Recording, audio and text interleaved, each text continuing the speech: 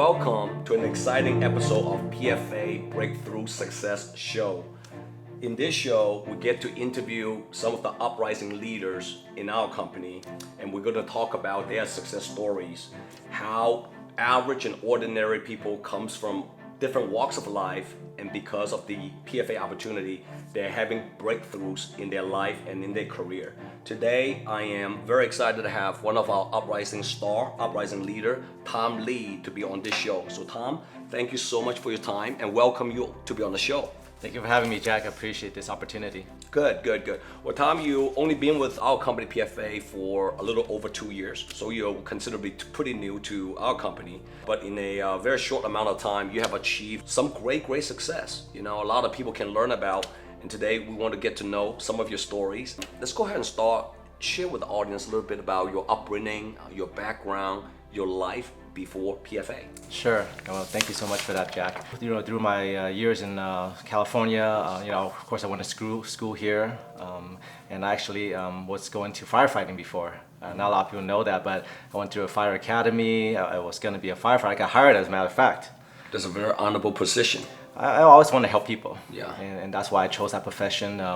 But after I graduated, before I actually accepted the job, my family made one last plea to me and said, this is a great job, but you're putting your life in danger every single day, and it's not something that they want to worry about every single night. So that's when I found financial services, and I realized that instead of having helping families running out of burning buildings, then I can at least help them from having financial disasters. Now, in about 2 years, you have achieved something pretty significant as a rising star, rising leader. What abilities would you say you have developed to help you to achieve this kind of success in such a short period of time? What I always learned was how to close, I was in sales, how to close policies, how to, get numbers. But I really didn't learn the skills like what I learned here at PFA is about. It's more about listening than selling.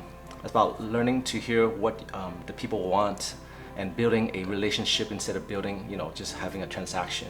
So what I've acquired the skills is just finding out what are the people's desire, what are their wants, not my wants, and what my dreams are. So as soon as I figure that out, then it really becomes where I can just cater everything to their needs instead of my needs.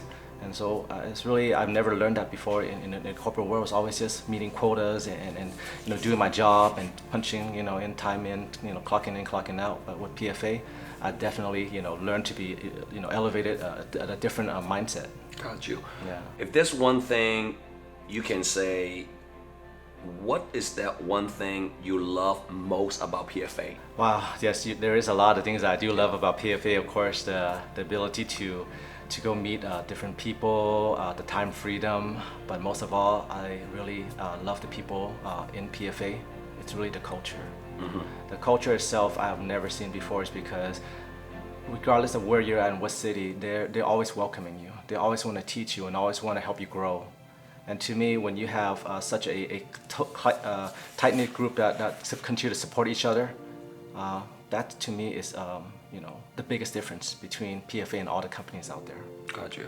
Now, how important do you think is having the right product for a consumer out there? And there's a lot of companies are selling different products. To you, how important it is to have the right product for the marketplace? Well, having a right product is definitely very important, I would say, is because while there are a lot of companies that sells things out there, things that people may or may not need. But what I feel that what PFA offers is something that people cannot live without. Mm-hmm. For myself, I used to have a traditional type of financial strategy, going with the 401ks, the traditional IRAs, the traditional life insurance policy. But what PFA has really given me is a tool that's necessary for us to accomplish our financial goals. Mm-hmm. And with that tool, I can now see so clearly where my future is going to be, where my family future is going to be, to be able to, if one day something happens to me where I get sick or hurt, that my family be taken care of. Mm-hmm. And I believe that we are able to provide that solution to many families that currently are exposed or are not able to know what's going to happen to their life if a major illness or injury happens. But we at PFA here can give them that solution. So it's very important that we are not just selling a product, but we're out there making a difference in people's lives. Now, was your family, your spouse, supportive of what you do at the beginning, from the get-go that you decided to join PFA, or was it something that after, when you have a little bit of success, what was the case for you? Well, you know, with my wife, she definitely in the beginning was kind of scared because my last, you know, job in the corporate world, I did have an income of over 6 figures with all the benefits. And while I had to when I was made the decision of giving that up, she was, you know, really, you know, unsure if this is going to be the right path for us because, you know, we do have a mortgage and we have a family to raise. But then I told her that, you know, from what I saw and all the experience that I've had in here so far, that I know that if I continue to work hard, that these goals that we want to hit, it will happen. And then within this year, in just 1 quarter, from what I made in my whole entire year in my last company, I made it in 1 quarter over 6 figures. In PFA? In PFA. Wow. Unheard of. Unbelievable. To me, that separates an opportunity from an actual career.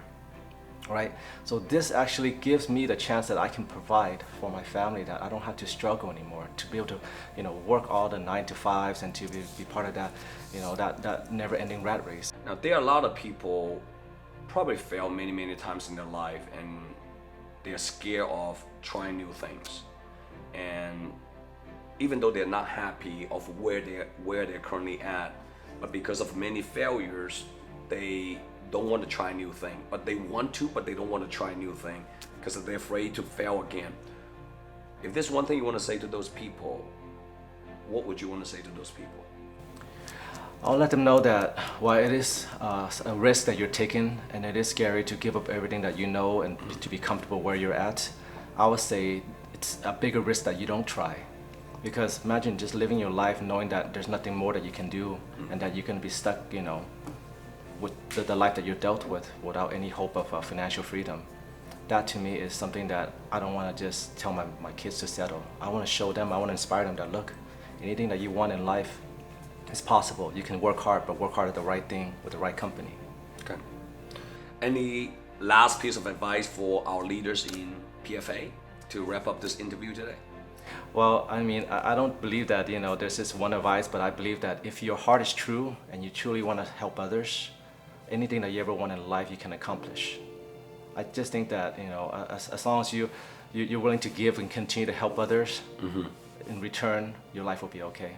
Okay, well, thank you so much, Tom. And I want to continue to wish you great success in our company. Most importantly, I want to continue to see you grow and your team grow and become one of the dominant player in our company. So I really appreciate your leadership and your time today. Thanks, buddy. Appreciate you, okay? All right.